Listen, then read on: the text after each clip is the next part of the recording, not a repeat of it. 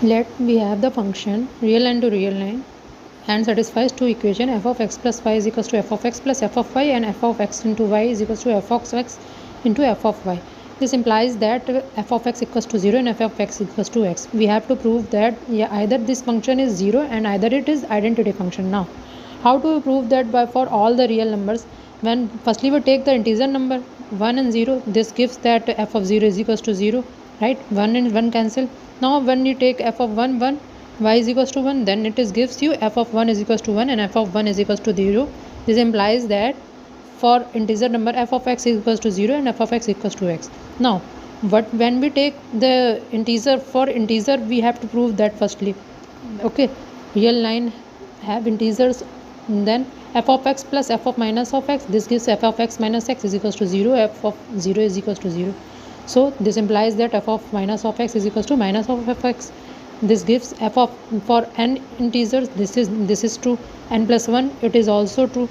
So by induction this is true for all the integers, right? Now for rational number this is true or not. Taking n upon m into f of 1, this gives you f of n upon m f of 1, this is f of m. This implies that n of f of 1. Then f of n upon m is equals to n upon m of f of 1. This implies that it is true for f of q is equals to q of f of 1.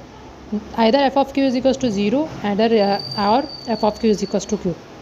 Now for positive x we take f of y square. F of y square is greater than equals to 0. X is greater than equals to y, which implies that x minus y is greater than equals to 0. This gives f of x minus y is greater than equals to 0. F of x is greater than equals to f of y, right? So this gives f of x is greater than equals to f of y.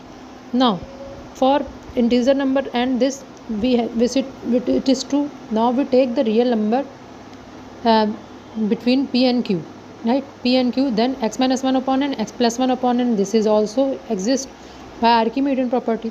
This implies that f of p, f of x and f of 1 q, this gives that q is less than equals to x plus 1 over n.